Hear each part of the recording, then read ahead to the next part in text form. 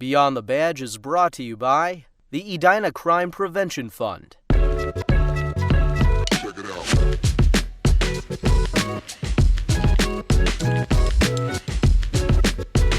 The community service officer position is essentially an internship into the police world. So it really gets my foot in the door. I interact with the police department, I'm a city employee, and it almost guarantees me a police officer position in the future.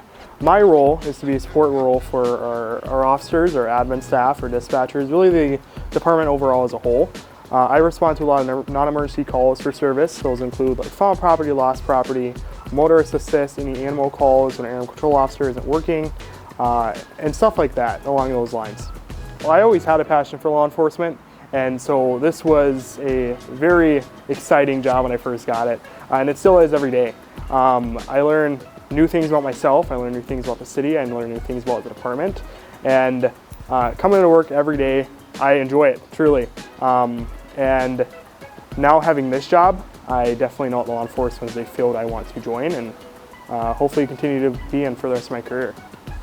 The last 7 months have been rigorous. I'm learning new things every single day, but it's truly amazing. I wouldn't want to serve as a community service officer in any other community.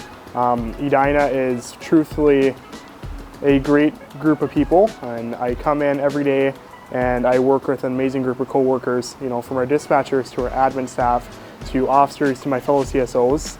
Everyone here is truly just selfless and working towards a common goal to serve our community, and it makes my job really fun. I try going truthfully to those people first because they know the position I was in, and you know, there's some officers like for example Officer Doyle. She used to be a community service officer only like a year ago, and now she's on the road, you know, wearing that navy blue uniform, riding around her squad car, and if I have any questions I go to her and she helps me out. And so it's really good to have a person who's now an officer and gone through my stage, and often described as the longest interview of our lives, where I'm constantly learning and constantly making a difference. And so going to community service officer or our officers now helped me a lot. So I became a CSO in August of 2018, and I was a CSO for about 2 years before I became a police officer, and I've been a police officer for almost a year now.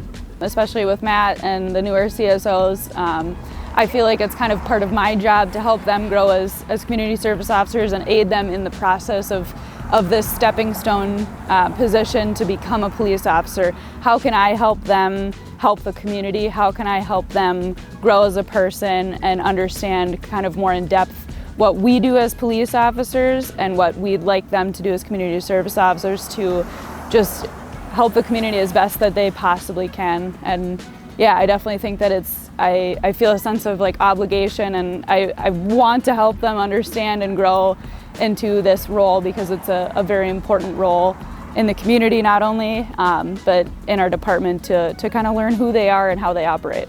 They expect a lot out of me. Kind of just getting used to coming to work, not having a set schedule. I have no clue what I'm going to do when I walk in these doors and put on this uniform.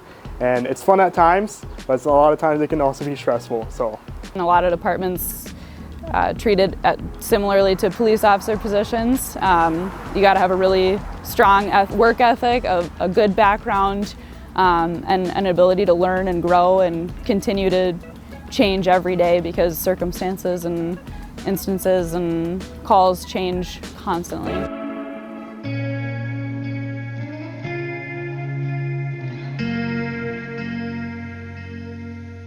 Me being an African American, living in America, I face challenges.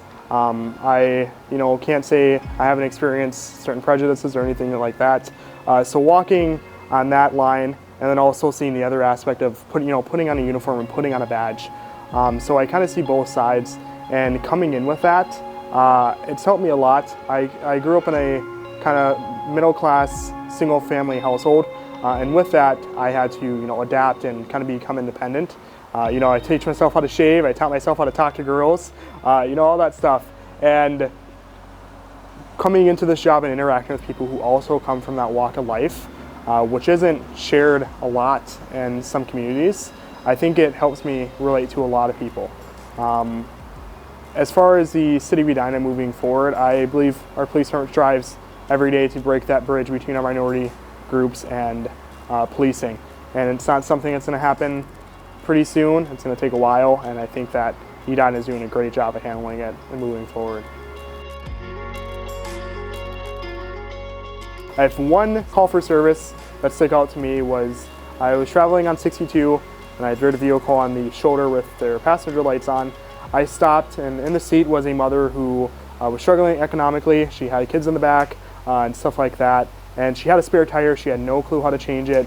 Her insurance company wouldn't give her roadside assistance or anything like that. It was winter, it was freezing, but I really wanted to help her out, and so I took on the initiative of doing just that. I have some tools in the back of my truck, luckily, where I can assist in changing some tires. So I helped change her tire on the highway and to make sure that she can get home. That's one less thing that she can worry about. And at the end, she was smiling, she was hugging me, she had those, happy tears, and that stood out to me. And when I made that happen, I was like, this is it. This is what I want to do, and that's what I look forward to every day.